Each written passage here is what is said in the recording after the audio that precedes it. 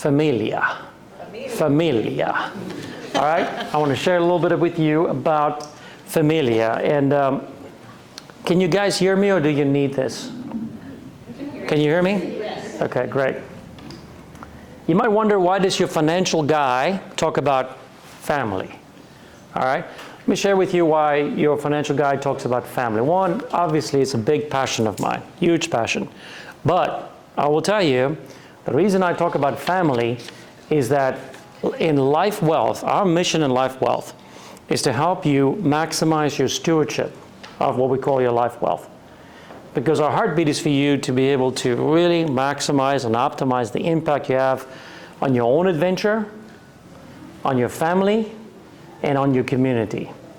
And since family is part of that equation, I want to share a few thoughts around family. I'm going to be busy for about 13, 14 minutes on this conversation. The second thing is, when we start having discussions around your estate planning, those who've gone through the estate planning process with us, the family becomes the core conversation, right?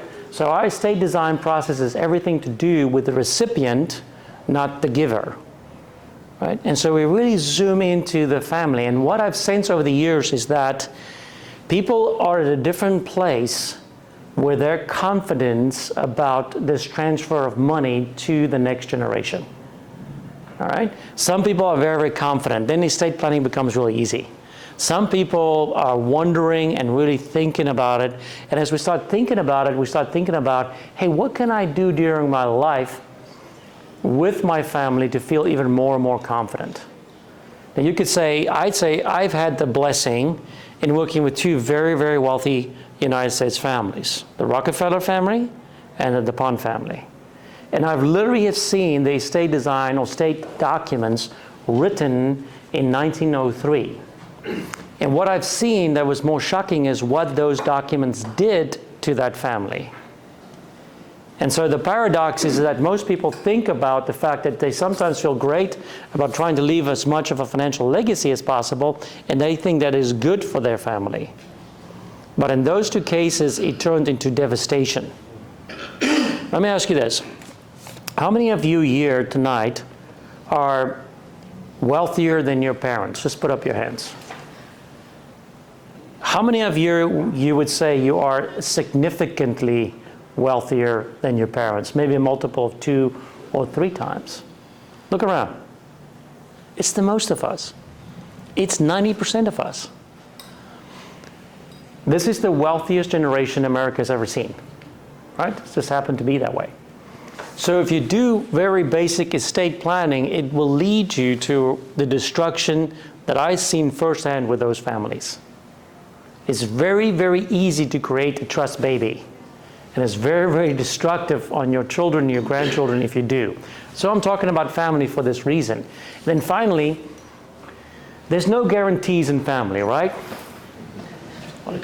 It seems, and sometimes it's like life is a box of chocolates. You never know what you're going to get, right? But I do believe that we all have a great opportunity, if we want to be good stewards of our lives, to impact the next generation, impact our children and our grandchildren. If you're up for it, if you lean into it. All right? So let's talk about that here in a moment, though. I wasn't always passionate about family, to be honest with you. I kind of grew up, my dad's a good guy. My dad never was a verbal guy. He was never been able to really express himself. He never said, hey family, let's go do this, or hey family, we're about this. Or hey family, we have a vision or something together. He never really rallied the troops. We just kind of grew up in life, right? It just kind of happened. And so if you ask me early in my life, tell them I will see them tomorrow. I promise. Whose blue bag is that? Oh, that's All right, excellent. Is there a bomb in there? Okay. So I don't know if any of you have experienced something like that, right? I don't know if what your experience with your family has been, but that's kind of just mine. When we came to America, I got to tell you, it's like family didn't exist for us. We were distant. They were back there in South Africa. Your niece was close to her family, so she would speak. But, it's like I went for 2 or 3 years without really the sense of family. And so I was kind of wondering, well, what is the purpose of family? What do you guys think the purpose of family is, if you're real pragmatic about it? What would you say? What's the purpose of family? Support. Sticking together. Grounding. Love. Grounding. Right? Okay. I think if you just look at it from God's perspective, it's probably order as well, right? It's like people, you think about it, we like 5 billion people, 6 billion people on earth, and you don't feel lonely? Why don't you feel lonely? The only reason most people don't feel lonely is because they have a family, all right? So sure, that's part of family as well. I would say in the best case, it's probably a place where we are unconditionally loved, right? But as I was thinking about this, digesting, we grew up, we had children. And as we came to America, it was evident to us at that point in time, like, hey, I don't think we're going to go back. And we are going to be first generation here. It's like a fresh start. And then I was walking around kind of guilty. I met guys like Marius, who has a family, a crest, and symbols, and I'm like, I like to be like that guy. And then I'm around families where I just shake my head. I'm just like, what the heck is going on with these people? Like they're like rock stars. Like all of them are like, off they go, like, woo. And I started getting real interested about this topic. I also started reading more and more about wealth. Have you ever heard this phenomenon that's going on all around the world 95% of the time? Have you ever heard this saying from shirt sleeves to shirt sleeves in 3 generations?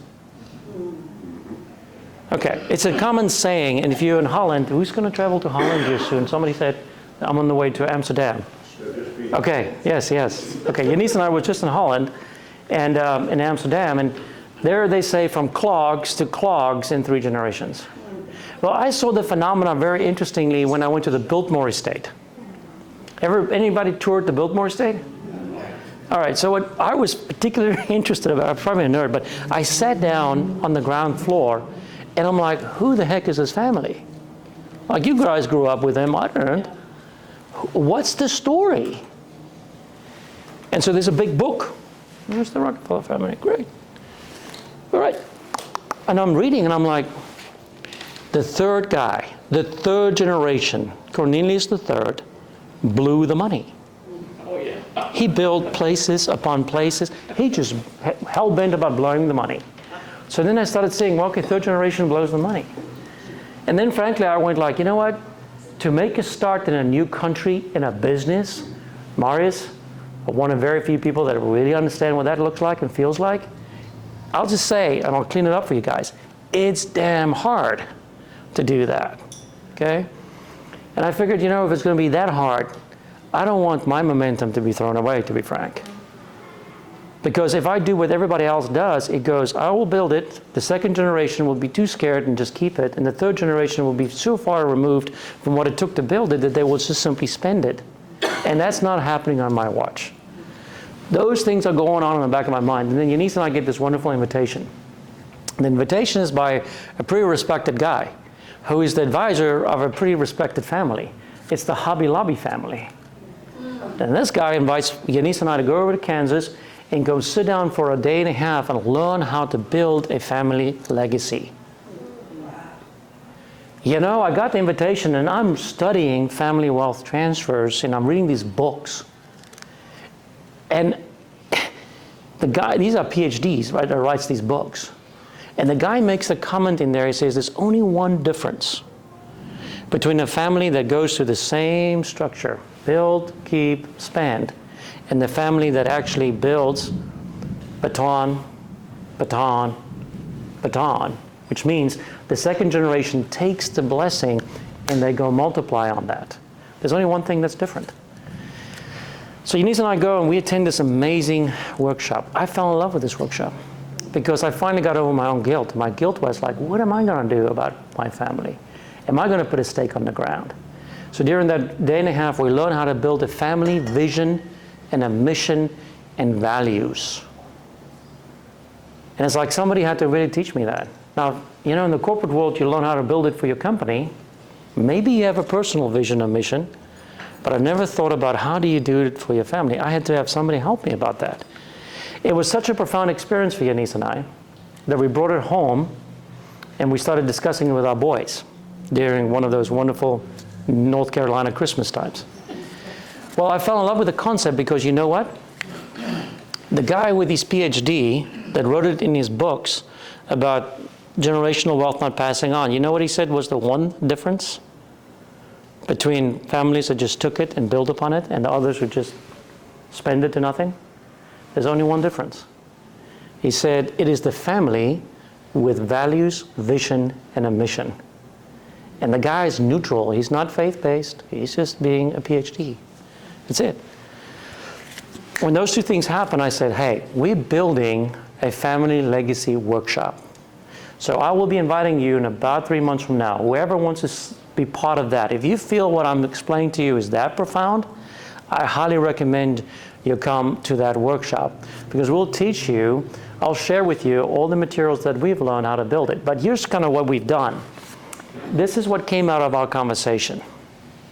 As a family, we came up with 7 values. And we came up with a value statement, and then a vision statement, and a mission statement. And then we took these values and we just said, well, let's make them official. And so we started building symbols around that. And so all the boys and myself, we have a bracelet. And our 7 values is on the bracelet. One of our boys are engaged.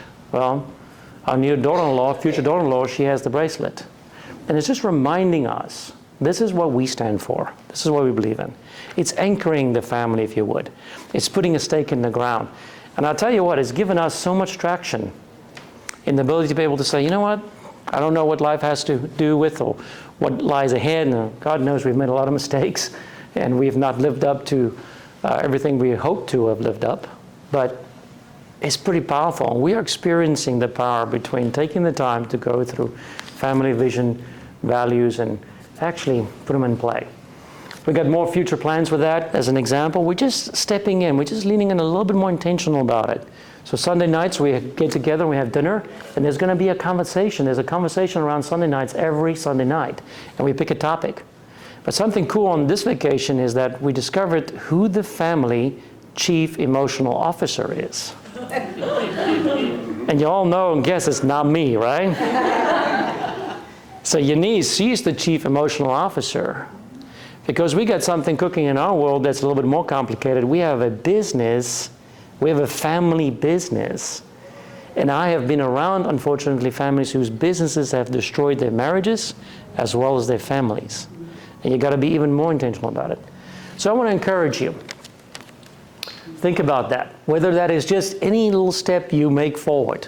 If you don't do something different, it's just not going to show up. You're going to have to lean into that. You have to think about if it's that important for you. And I got an idea and a feeling.